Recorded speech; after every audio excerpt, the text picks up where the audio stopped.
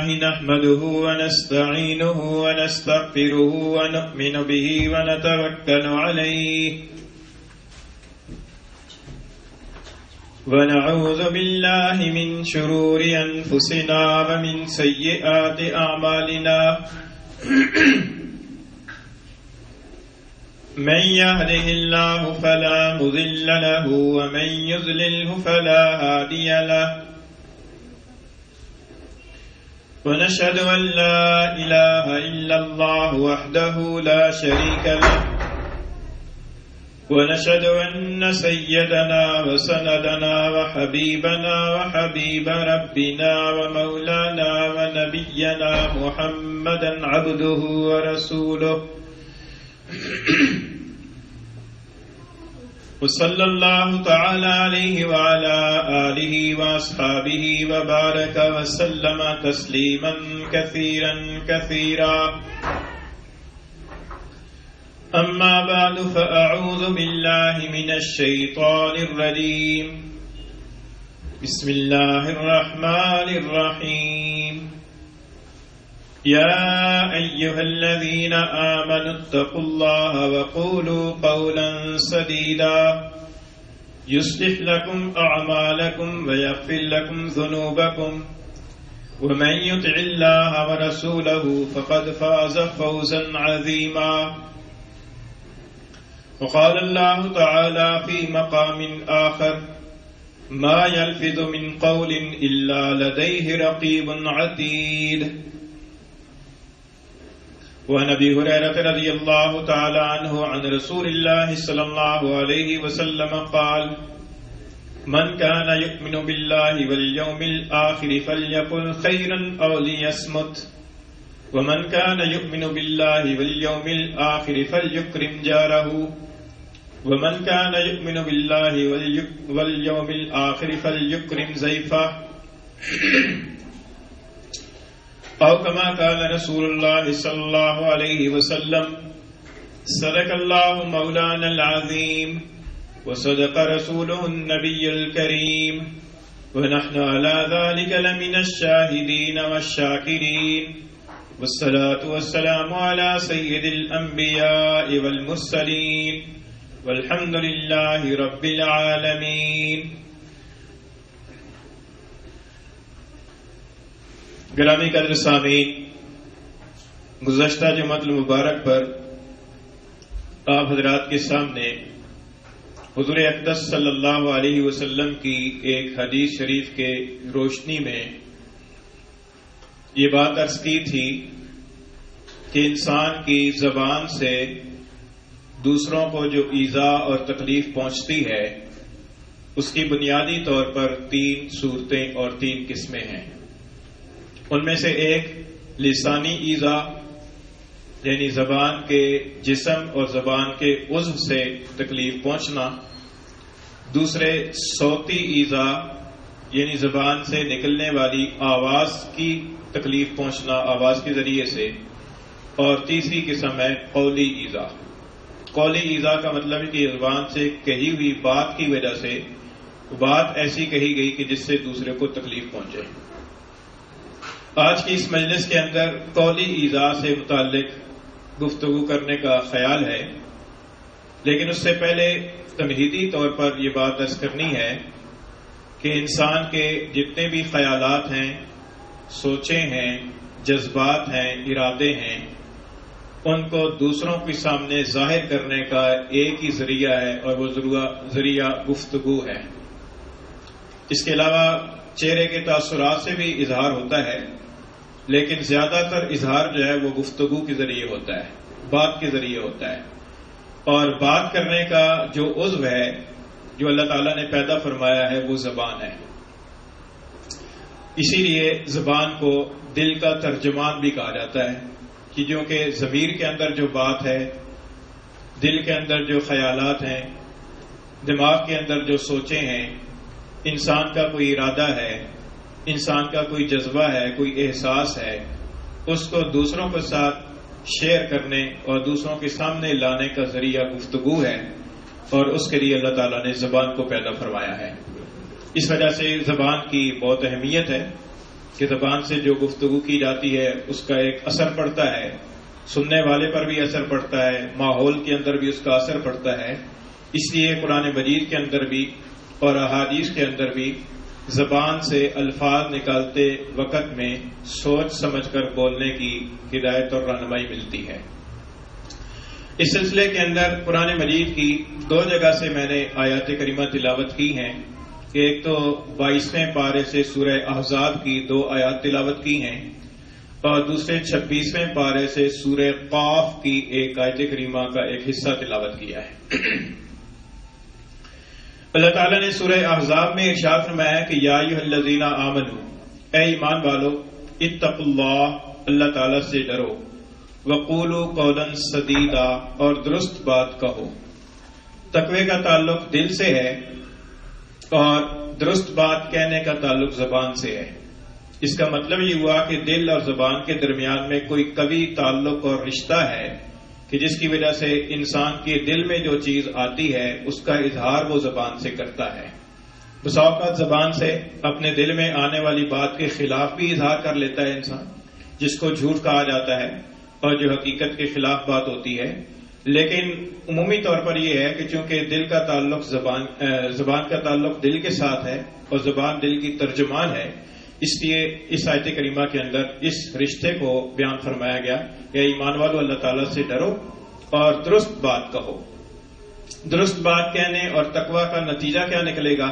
فرمایا کہ یصلح لکم اعمالکم، اللہ تعالیٰ تمہارے اعمال کو درست کر دے گا. ویغفر لکم ذنوبکم، اور اللہ تعالیٰ تمہارے گناہوں کو بخش دے گا. اس سے یہ معلوم ہوتا ہے کہ تقوی، خوف خدا اور درست بات کہنے کا ایک بڑا فائدہ یہ ہوتا ہے کہ انسان کے باقی اعمال درست ہو جاتے ہیں. انسان کے باقی اعمال جیسے نماز ہے، روزہ ہے، صدقہ خیرات ہے، تلاوت ہے، ذکر ہے، ان اعمال کے اندر اس کی وجہ سے بہترائی اور اصلاح کی جو صورت ہے وہ پیدا ہو جاتی ہے. دوسرا بڑا فائدہ یہ ہوتا ہے کہ اللہ تعالیٰ انسان کے گناہوں کو معاف فرما دیتے ہیں. وَيَغْفِرْ لَكُمْ ذُنُوبَكُمْ. پھر فرمایا کہ وَمَن يُطِعِ اللَّهَ وَرَسُولَهُ فَقَدْ فَازَ فَوْزًا عَظِيمًا، کہ جو اللہ کا کہا مانے اور اللہ کے رسول کا کہا مانے گا تو وہ بڑی کامیابی کو پا لیے گا. اور دوسری جو آیت کریمہ سورہ قاف کی ہے، اس میں اللہ تعالیٰ نے ارشاد فرمایا کہ ما یلفظ من قول الا لدیہ رقیب عتید، کہ کوئی بھی انسان جو زبان سے لفظ نکالتا ہے تو اس لفظ کے نکالتے وقت میں فوراً ایک نگران اور چوکس فرشتہ موجود ہے جو اس کو ریکارڈ میں لے آتا ہے، اس کو لکھ لیتا ہے. یہ کرامن کاتبین کے عمل کی طرف اشارہ ہے کہ ہر انسان کے ساتھ جو فرشتے جن کو کرامن کاتبین کہا جاتا ہے، جو انسان کے اچھے برے اعمال اور اچھی بری باتیں لکھنے اور ان کی ہر انسان کا روزنامچہ اور اس کی ڈائری مرتب کرنے کی پر اللہ تعالیٰ کی طرف سے مامور ہیں. تو اللہ تعالیٰ فرماتے ہیں کہ ما یلفظ من قول، کہ کوئی لفظ انسان زبان سے نہیں نکالتا، الا لدیہ رقیب عتید، مگر اس کے پاس ہی ایک چوکس نگران موجود ہوتا ہے. یعنی وہ نگران بھی ہے، نگرانی بھی کر رہا ہے، اور وہ چوکس بھی ہے، مستعد بھی ہے. ایسا نہیں ہے کہ وہ غفلت یا سستی کی وجہ سے انسان کا کوئی لفظ زبان سے نکلا ہوا ریکارڈ میں نہ آ سکے. فرمایا کہ وہ فوراً ایک چوکس مستعد فرشتہ موجود ہے، نگران موجود ہے کہ جو اس کو ریکارڈ میں لے آتا ہے، اس کو لکھ لیتا ہے. اس آیت کریمہ سے اس بات کی طرف رہنمائی ملتی ہے کہ انسان کی زبان سے نکلا ہوا کوئی لفظ بھی ایسا نہیں ہے کہ جو فرشتوں کے ریکارڈ کے اندر نہ آئے، جو نامہ اعمال ہے اس میں درج نہ ہو. یہ الگ بات ہے کہ اللہ تعالیٰ اپنے فضل و کرم سے یا اللہ تعالیٰ اپنی حکمت سے فرشتوں کو حکم دیں اور بعض باتیں اس میں سے مٹا دی جائیں. دوسری جگہ اللہ تعالیٰ کا ارشاد ہے کہ یمحو اللہ ما یشاء ویثبت، کہ اللہ تعالیٰ جو چاہتا ہے اس میں سے مٹا دیتا ہے اور جس کو چاہتا ہے باقی رکھتا ہے. تو یہ الگ بات ہے، لیکن ریکارڈ کے اندر وہ لفظ انسان کا ضرور آتا ہے. اس میں اشارہ اس بات کی طرف ہے کہ انسان کو چاہیے کہ وہ سوچ سمجھ کر گفتگو کرے، سوچ کر بولے کہ اس کی زبان سے کیا لفظ نکل رہا ہے، کیونکہ اس کا وہ لفظ ریکارڈ ہو رہا ہے، اس کا وہ لفظ جو ہے ایسے نامہ اعمال میں درج ہو رہا ہے کہ جہاں سے ڈیلیٹ کرنے کا اختیار اس کے پاس نہیں ہے. جہاں سے مٹانے کا اختیار اس کے پاس نہیں ہے۔ یہ الگ بات ہے کہ اللہ تعالیٰ سے درخواست کرے، اللہ تعالیٰ سے رجوع کرے، اللہ تعالیٰ سے توبہ استغفار کرے اور اللہ تعالیٰ اس کی توبہ کو قبول فرما لے اور پھر اس کے نامہ اعمال سے وہ الفاظ یا وہ اعمال محو فرما دے، تو یہ اللہ تعالیٰ کے فضل و کرم کی پر دار و مدار ہے اس کا، اور انسان کی کوشش کی پر ہے کہ انسان اس کے لیے کتنی کوشش اور کتنی سچے دل کے ساتھ توبہ استغفار کرتا ہے۔ اسی طریقے سے حدیث شریف کے اندر بھی اس بات کی طرف رہنمائی ملتی ہے۔ حدیث شریف جو خطبے کے اندر میں نے آپ کے سامنے پڑھی ہے وہ مسلم شریف کی حدیث ہے، جس کے راوی حضرت ابو ہریرہ رضی اللہ تعالیٰ عنہ ہے۔ اس حدیث میں حضور اقدس صلی اللہ علیہ وسلم نے ارشاد فرمایا کہ من کان یؤمن باللہ والیوم الآخر فلیقل خیرا او لیصمت۔ فرمایا کہ جو آدمی اللہ پر اور قیامت کے دن پر ایمان رکھتا ہے اسے چاہیے کہ وہ خیر کی بات کہے ورنہ چپ رہے۔ تو حضور اقدس صلی اللہ علیہ وسلم نے دو آپشن انسان کے سامنے رکھے ہیں۔ جو انسان بھی اللہ پر اور قیامت کے دن پر ایمان رکھتا ہے اس کے سامنے گفتگو کے وقت میں کسی مجلس میں کسی محفل میں بیٹھا ہوا ہے، کسی آدمی کے ساتھ گفتگو کر رہا ہے، اس کے سامنے دو آپشن ہیں، یا تو وہ خیر کی بات زبان سے کہے، خیر کا کلمہ زبان سے کہے، اور دوسرا آپشن یہ ہے کہ وہ چپ رہے۔ تو گویا کہ شر کی بات کہنے سے بچنے کا حکم دیا گیا۔ اس حدیث سے بھی معلوم ہوتا ہے کہ آدمی کو بولتے وقت میں پہلے سوچنا چاہیے کہ وہ جو زبان سے کلمہ نکالنے لگا ہے وہ کلمہ خیر کا ہے یا نہیں۔ اگر وہ کلمہ خیر کا ہے، اس کا ضمیر گواہی دیتا ہے کہ یہ کلمہ جو میں نکال رہا ہوں یہ پوری ذمہ داری کے ساتھ میں اس کو ادا کر رہا ہوں اور اس کا دنیا اور آخرت کے اندر اس کا میں ذمہ دار ہوں اور مجھ سے اس کے بارے میں پوچھ ہوگی،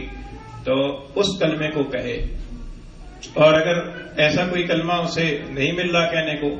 یا وہ جو بات کہنے لگا ہے اس بات کے بارے میں اسے یقین ہے کہ یہ کلمہ غیر ذمہ دارانہ ہے،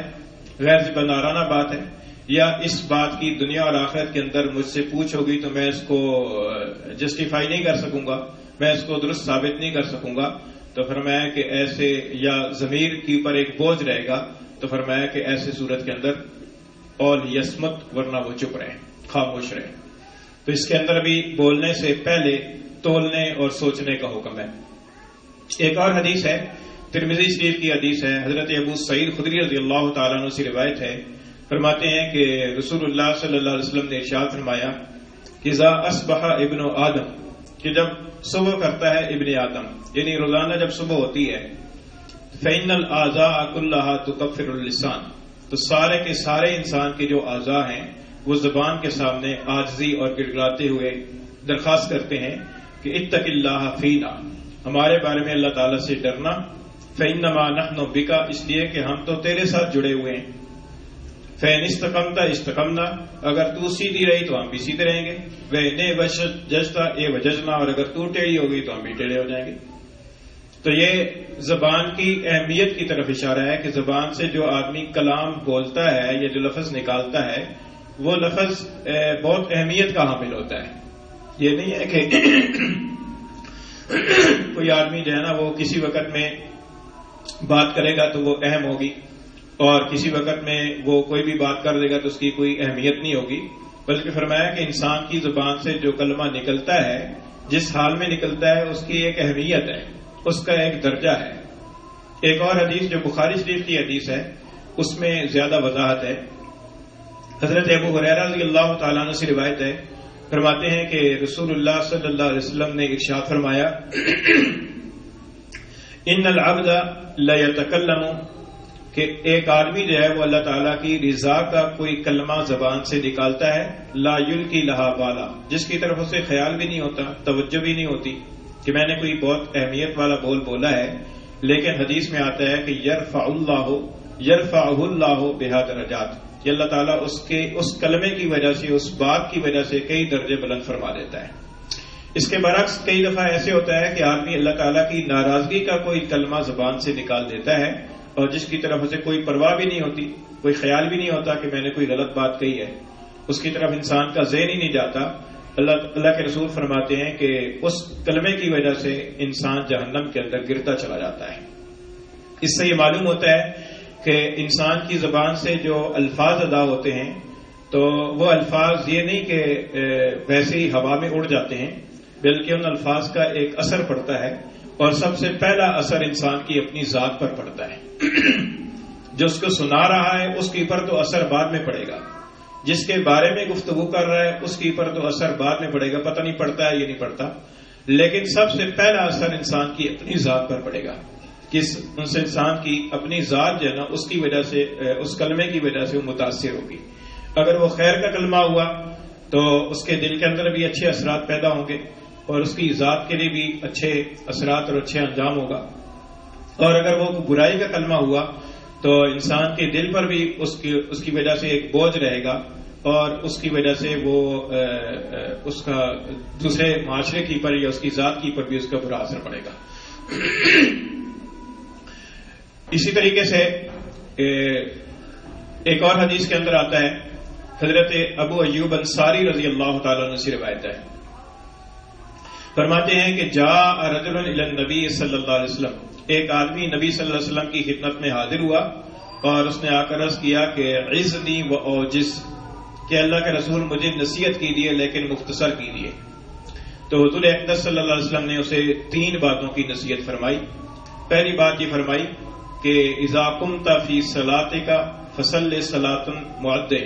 فرمایا کہ جب تو نماز کے اندر کھڑا ہو تو ایسے نماز پڑھ کہ جیسے کوئی آدمی الوداع کہنے والا نماز پڑھ رہا ہوتا ہے، یعنی دنیا کو الوداع کہنے والا آدمی نماز پڑھتا ہے، پوری توجہ کے ساتھ اور یکسوئی کے ساتھ ایسے نماز پڑھو. بعض حضرات نے اس کا ترجمہ یہ کیا ہے کہ جیسے کوئی آدمی دنیا کو چھوڑ چھاڑ کر ساری چیزوں کو پیچھے ڈال کر نماز پڑھتا ہے یکسوئی کے ساتھ، تو ایسے نماز پڑھو خشوع کے ساتھ. دوسری نصیحت یہ فرمائی کہ ولا تکلم بکلام تعذر منہ غدا، ایسی بات نہ کراؤ کہ جس بات کی وجہ سے کل تمہیں معذرت کرنی پڑے. کل سے مراد آئندہ کل بھی ہو سکتا ہے، اگلا ہفتہ، اگلا مہینہ، اگلا سال بھی ہو سکتا ہے اور اگلا جہان بھی ہو سکتا ہے کہ دنیا کے اندر ہی کسی کے ساتھ کے بارے میں کوئی ایسی بات کر لی اور اس کو پھر معذرت کرنی پڑی، یا آخرت کے اندر معذرت کرنی پڑ گئی. تو فرمایا اللہ کے رسول نے کہ ایسی بات نہ کہو کہ جس بات کی وجہ سے کل تمہیں معذرت کرنی پڑے. اور تیسری نصیحت یہ ارشاد فرمائی کہ وَأَجْمِعِ الْعَيَاسِ مِمَّا فِي أَيْدِ النَّاسِ، کہ لوگوں کے پاس جو کچھ مال و دولت ہے، جو کچھ اس کے پاس اثاثے ہیں، ان ساری چیزوں سے اپنے آپ کو مایوس کر لو، یعنی لوگوں سے کوئی توقعات نہ رکھو، اللہ تعالیٰ کی ذات کے ساتھ امیدیں وابستہ رکھو. یہ 3 نصیحتیں رسول اللہ صلی اللہ علیہ وسلم نے اس آدمی کو کی کہ جس نے حضور سے درخواست کی تھی کہ مجھے نصیحت کیجیے اور مختصر کیجیے. ان حدیثوں سے بھی معلوم ہوتا ہے کہ آدمی کو بات کرتے وقت میں سوچ کر بولنا چاہیے. اسی کو اردو کے اندر یہ کہا جاتا ہے کہ پہلے تولو پھر بولو، یعنی بات کرنے سے پہلے اس بات کا پہلے وزن کر لو، پہلے اس کو اپنے ضمیر اور اپنے جو دل کی جو آواز ہے یا اپنے نزدیک جو تمہارا انصاف کا پیمانہ ہے اس کے اوپر پہلے اس بات کو تول لو کہ یہ جو میں بات کر رہا ہوں تو اس بات کے اندر وزن کتنا ہے، اس کے اوپر دلیل کتنی ہے، اس کے اوپر ثبوت کتنا ہے اور یہ بات اثر کیا ڈالے گی، اس کے بعد پھر وہ بات کہو. تو پہلے تولو پھر بولو. ہمارے ہاں چونکہ ہمیں گفتگو کا شعور نہیں ہے، بات چیت کرنے کا آداب ہمیں معلوم نہیں ہے، اس لیے جب ہم بات چیت کرنے پر آتے ہیں تو ہماری زبانیں اس طریقے سے بے لگام ہو کر کھلتی ہیں کہ پھر ان زبانوں سے نکلے ہوئے الفاظ کو سوچنے کا ہمیں مہلت ہی نہیں ہوتی، ہمیں یہ سوچ ہی نہیں ہوتی کہ ہم نے پہلے سوچنا ہے، بلا تکان ہم بولتے چلے جاتے ہیں اور یہ بہت خطرناک بات ہے. حضرت سیدنا صدیق اکبر رضی اللہ تعالیٰ عنہ جن کے بارے میں یہ عقیدہ ہے ہمارا اور یہی عقیدہ درست ہے کہ انبیاء کرام علیہم الصلوۃ والسلام کے بعد سارے انسانوں کے اندر سب سے افضل درجے کے صحابی اور افضل درجے کے جو انسان ہیں وہ سیدنا صدیق اکبر رضی اللہ تعالیٰ عنہ ہیں. ان کے بارے میں آتا ہے کہ ایک مرتبہ وہ اپنی زبان کو پکڑے ہوئے تھے، یعنی زبان باہر نکال کر اس کو پکڑے ہوئے تھے. تو لوگوں نے پوچھا کہ حضرت یہ کیا کر رہے ہیں؟ تو آپ نے فرمایا کہ ان ھذا اوردنی الموارد، کہ اس نے مجھے ہلاکتوں میں ڈالا ہے، یعنی زبان سے نکلے ہوئے الفاظ کی وجہ سے ہلاکتوں کے اندر انسان پڑ جاتا ہے. یہ اس ہستی کی شان ہے، اس ہستی کی ایک چیز منقول ہے کہ جس ہستی کے بارے میں ہم یہ سمجھتے ہیں کہ وہ انبیاء کے بعد سارے انسانوں میں سب سے زیادہ افضل مقام پر ہے. اور ایک روایت کے اندر آتا ہے کہ سیدنا صدیق اکبر رضی اللہ تعالیٰ نے اپنی زبان میں بسا اوقات چھوٹا سا کنکر رکھ لیتے تھے تاکہ بولنے میں بے تکلف ہی نہ ہو، تکلف کر کے بولنا پڑے. اور جب انسان تکلف کر کے بولتا ہے تو پھر ذرا سوچنا پڑتا ہے، اور پھر انسان کو جو ہے نا وہ انسان اس کے بارے میں درست بات کہنے کی، اسے سوچنے کی مہلت مل جاتی ہے. یہ ایسی ہے کہ جیسے جن لوگوں کو پان کھانے کی عادت ہوتی ہے تو پان منہ میں رکھا ہوا ہوتا ہے، تو اب پان کی پیک گرنے کا خطرہ ہوتا ہے تو وہ تکلف کے ساتھ بولتے ہیں، تو وہ کم الفاظ بولتے ہیں. ایک بزرگ کا واقعہ ہے کہ ان کے پاس ان کے جو شاگرد تھے وہ ان کے پاس آتے تھے، ان کے ساتھ بیٹھ کر بات چیت کرتے تھے. ایک مرتبہ وہ شاگرد کہتے ہیں کہ میں ان کی خدمت میں حاضر ہوا تو انہوں نے فرمایا کہ آج عربی میں باتیں کریں گے. تو میں نے حیرانگی کے ساتھ عرض کیا کہ حضرت کیا وجہ، عربی میں بات کرنے کی کیا ضرورت پیش آئی؟ تو حضرت نے فرمایا کہ جب ہم اپنی زبان میں بولتے ہیں نا اردو میں، بلا تکان بلا تکلف جو منہ میں آتا ہے کہتے چلے جاتے ہیں، لیکن جب ہم عربی میں بولیں گے تو پہلے اس لفظ کی عربی کو سوچیں گے کہ عربی میں اس کو کہتے کیا ہیں، اور پھر اس کا جملہ بنائیں گے، اور اس دوران ہمیں سوچنے کی فرصت اور سوچنے کی مہلت مل جائے گی، ہم سوچ سکیں گے کہ ہم نے کیا لفظ کہنا ہے. تو اس طریقے سے یہ ایک گویا کہ انہوں نے بات کو کرنے سے پہلے تولنے اور سوچنے کا ایک طریقہ بتایا ہے کہ بات کو کرنے سے پہلے سوچنے کا طریقہ کیا ہے. کیونکہ جب ہم اپنی زبان میں بولتے ہیں نا تو اپنی زبان کی پر تو ایک آدمی کو بات چیت کرنے میں بہت قدرت ہوتی ہے، اور بلا تکلف آدمی گھنٹہ گھنٹہ بات کر لیتا ہے. آپ مجھے کو دیکھ لیں کہ میں بات کرتا چلا جا رہا ہوں، الفاظ آ رہے ہیں زبان سے نکلتے چلے جا رہے ہیں، گھنٹہ بھی بولنا پڑے شاید بول لوں. لیکن جب کسی دوسری زبان میں بات کرنے کی نوبت آتی ہے تو اس وقت پھر انسان کو سوچنے کا موقع ملتا ہے، سوچنے کی فرصت ملتی ہے کہ میں اس کو سوچوں کہ یہ کیا لفظ میں نے ادا کرنا ہے. تو یہ گویا کہ بولنے سے پہلے بات کو تولنے کا ایک طریقہ سکھایا گیا کہ بات کو پہلے بولنے سے پہلے سوچنے کا طریقہ کیا ہے. شروع میں تو اس بات کے اندر بہت تکلف محسوس ہوتا ہے کہ جب آدمی ہر بات کو بولنے سے پہلے سوچنا شروع کر دے کہ میں یہ لفظ کہوں یا نہ کہوں تو کیسے کہوں، کیسا جملہ بولوں، لہجہ کیسا اختیار کروں. تو آدمی شروع کے اندر تو بہت مشکل پیش آئے گی، جب بھی اس کی پریکٹس شروع کریں گے تو بہت مشکل پیش آئے گی. لیکن اگر کوئی آدمی اس کی ٹھان لے کہ میں نے یہ کام کرنا ہے اور پھر اس کی پر وہ آنا شروع ہو جائے اور اس کے لیے طریقہ اختیار کر لے. ایک طریقہ یہ ہے کہ جس وقت آدمی کو خطرہ ہو کہ میری زبان زیادہ چلتی ہے اس وقت منہ کے اندر کوئی سکہ یا کوئی ایسی چیز بھی رکھی جا سکتی ہے کہ جس سے بولنے میں آدمی کو تھوڑی دقت اور تکلیف محسوس ہو اور تکلف کے ساتھ آدمی کو کلام کرنا پڑے. تو یہ چیز جب انسان کے اندر یعنی یہ پہلی سیڑھی ہے کہ جب انسان کے اندر یہ شعور پیدا ہو جائے کہ میں نے زبان سے جو الفاظ نکالنے ہیں سوچ سمجھ کر بولنے ہیں. تو اگر وہ اس بات کی پر آ گیا ہے تو یہ پہلی سیڑھی ہے. اس پہلی سیڑھی کے بعد پھر آگے جو زبان کے ذریعے سے دوسرے کو تکلیف پہنچانے والی باتیں ہوتی ہیں اور جو غلط قسم کی باتیں ہم زبان سے نکالتے رہتے ہیں ان کو قابو کرنا آسان ہوگا. لیکن اگر یہ پہلی سیڑھی اس کی پر آدمی نہ آئے اور آدمی سوچ کر بولنے کا وہ طریقہ یا قدم نہ اٹھائے تو پھر اس کے بعد اگلی جو باتیں ہیں نا ان باتوں سے بچنا بہت مشکل ہے. کیونکہ انسان کا ذہن جو ہے نا وہ اس بات کی سوچنے کی اسے مہلت ہی نہیں دیتا کہ میں یہ بات کر رہا ہوں یہ درست بھی ہے یا نہیں ہے. وہ تو بلا تکلف کہہ دیتا ہے. صحافت کہنے کے بعد پھر انسان کو یاد آتی ہے کہ یہ تو میں نے غلط بات کہی، بعد میں احساس ہوتا ہے. تو اس کا طریقہ یہ ہے کہ آدمی پہلے سوچے اور سوچنے کے بعد پھر وہ بولے. اسی لیے حدیث شریف میں بھی یہ رہنمائی فرمائی گئی ہے کہ من کان یؤمن باللہ والیوم الآخر فلیقل خیرا اور یصمت، کہ یا تو وہ خیر کی بات کہے ورنہ چپ رہے. اب چپ رہنا ایک ایسا عمل ہے کہ یہ انسان یہ نہیں ہو سکتا کہ آدمی چپ ہی رہے، پکی چپ ہی باندھ لے، چپ کا روزہ رکھ لے، یہ ممکن نہیں ہے. اس کی وجہ یہ ہے کہ بولنا جو ہے نا انسان کو پڑتا ہے خواہ. کسی نے سوال کیا ہے اس سوال کا جواب دینا ہے، کسی نے کوئی بات کی ہے اس بات کا جواب دینا ہے. بعض اوقات بات سوال نہیں ہوتی ایک عام نارمل بات ہوتی ہے، لیکن اس بات کے اوپر اپنا رد عمل ظاہر کرنا ہوتا ہے کہ وہ درست بات ہے، یہ غلط بات ہے. بعض اوقات کوئی مشورہ لیتا ہے، مشورہ دینا پڑتا ہے. بعض اوقات کسی کو وعظ اور نصیحت کرنی پڑتی ہے. بعض اوقات کسی کو کوئی اور کام کی بات بتانی پڑتی ہے. بعض اوقات اپنے دل کی بات کسی کو بتانی پڑتی ہے. تو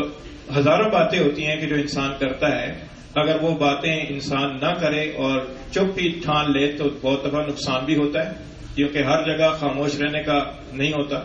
ہر موقع ایسا نہیں ہوتا کہ جہاں پر آدمی خاموش رہے اور اس کی جو دل کی بات ہے اس کو دوسرا آدمی اس کے تاثرات سے یا اس کے چہرے سے سمجھ لے. ایسا نہیں ہوتا. لیکن یہ ہے کہ آدمی کو جب بولے تو بولتے وقت بھی اسے سوچنے کا ہونا چاہیے، اور سوچ ہونی چاہیے کہ میں زبان سے کیا لفظ کہوں، زبان سے میں نے کیا لفظ کہنا ہے، کیا جملہ بولنا ہے، اور کس لہجے کے اندر، کس انداز کے اندر بات کرنی ہے. اور اس کے اندر پھر یہ بھی ہوگا کہ میرا مخاطب کون ہے، مخاطب کی حیثیت کیا ہے، عمر کے لحاظ سے وہ مجھ سے بڑا ہے، مجھ سے چھوٹا ہے، میرے ساتھ کا ہے، درجے کے لحاظ سے وہ بڑا ہے یا چھوٹا ہے، علم کے لحاظ سے اس کا کیا مقام ہے، ویسے معاشرتی اعتبار سے اس کا کیا مقام ہے، میرا استاد ہے، میرا ساتھی ہے، میرا شاگرد ہے، اور ویسے رشتے کے اعتبار سے اس کے ساتھ میرا کیا رشتہ ہے، میرا باپ ہے، میرا بیٹا ہے، یا میری بیوی ہے، یا میرا بھائی ہے، میرا دوست ہے. تو مخاطب کو بھی سامنے رکھنا بہت ضروری ہوتا ہے کہ انسان جس کے ساتھ بات چیت کر رہا ہے اور یہ جس کو کچھ کہہ رہا ہے اس کی حیثیت اس کے ذہن کے اندر ملحوظ ہو، اور اس کے مطابق پھر وہ لب و لہجہ اختیار کرے، اور اس کے ذریعے سے پھر وہ اپنی دل کی بات جو ہے نا وہ دوسرے تک پہنچائے. اور اس کے اندر پھر موقع کی پہچان بھی ضروری ہوتی ہے کہ یہ کون سا موقع ہے، اس موقع پر یہ بات کرنے کی ہے یا نہیں کرنے کی. اس موقع پر میں بات کروں گا تو اس بات کرنے کا اثر کیا پڑے گا، اور نقصان کیا ہوگا، فائدہ کیا ہوگا. اور اگر اس موقع پر میں بات نہیں کرتا تو بات نہ کرنے کا کیا نقصان ہوگا، اور اگر اس موقع پر میں بات کرتا ہوں تو بات کرنے کا کیا فائدہ اور نقصان ہوگا، اس کے کیا نتائج نکلیں گے. اس کے لیے موقع کی پہچان بھی ضروری ہے. اس کے ساتھ ساتھ جو مخاطب ہے اس مخاطب کے مزاج کی پہچان بھی ضروری ہے. اس مخاطب کا مزاج کیسا ہے، اس کی عادت کیسی ہے، اس کے مطابق میں کس لہجے کے اندر اور کس انداز کے اندر گفتگو کروں تاکہ اس کو میرا لہجہ اور میرا انداز چبھے نہیں اور اس کو میری بات صحیح طریقے سے سمجھ میں آ جائے. تو یہ گفتگو کی جو چیزیں ہیں، گفتگو کے جو آداب ہیں، یہ ہمیں آنے چاہیے. یہ قرآن مجید کے اندر، احادیث کے اندر ان چیزوں کی طرف رہنمائی ملتی ہے. سورہ احزاب کی جو آیت کریمہ پڑھی ہے اس کے اندر صاف صاف اللہ تعالیٰ کا ارشاد ہے کہ یا ایھا الذین آمنوا اتقوا اللہ وقولوا قولا سدیدا. درست بات کہو. قول سدید کے بارے میں اہل علم حضرات نے لکھا ہے کہ وہ بات قول سدید کہلاتی ہے کہ جو سچ بھی ہو اور وہ سنجیدہ بھی ہو اور وہ ذمہ دارانہ گفتگو ہو، اور اس کے علاوہ وہ بات ایسی ہو کہ جو کسی کو چبھے نہیں، دل خراش گفتگو نہ ہو. تو اس طرح کے الفاظ ہیں. اسی طریقے سے ایک جگہ اللہ تعالیٰ کا ارشاد ہے کہ وقولوا للناس حسنا، اور لوگوں سے بھلے انداز کے اندر بات کرو، لوگوں سے بھلے طریقے سے اچھے انداز کے اندر بات کرو. تو یہ بھی ایک اللہ تعالیٰ کی طرف سے رہنمائی ہے کہ انسان کو بات کرتے وقت میں صحیح طریقے سے بولنا چاہیے اور اسے بولنا آنا چاہیے. یہ بولنا اور گفتگو کرنا سمجھیے کہ پورا ایک فن ہے کہ جس کو قرآن و حدیث کی روشنی میں یا اہل علم حضرات کی جو باتیں ہیں ان کے ذریعے سے اس کو سیکھنا چاہیے. ورنہ کئی دفعہ زبان سے کوئی ایسا لفظ نکل جاتا ہے کہ جس کا اثر بہت دور تک چلا جاتا ہے. مثال کے طور پر آج کل ہمارے معاشرے میں عام ہے، میاں بیوی کی لڑائی ہوتی ہے تو میاں آ کر جو ہے نا طلاقیں دے دیتا ہے، طلاق طلاق طلاق کہہ دیتا ہے. الفاظ ہی تو کہے ہیں نا، اور کچھ نہیں کہا، لیکن وہ نکاح ختم ہو جاتا ہے. اور اس کی وجہ سے پھر وہ اس کے دونوں خاندانوں کے درمیان میں ایک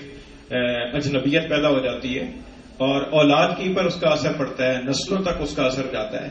تو یہ الفاظ ہی تو ہیں کہ جو اس نے ادا کیے ہیں جس کی وجہ سے یہ نتیجے نکلے. تو اس لیے انسان کو چاہیے کہ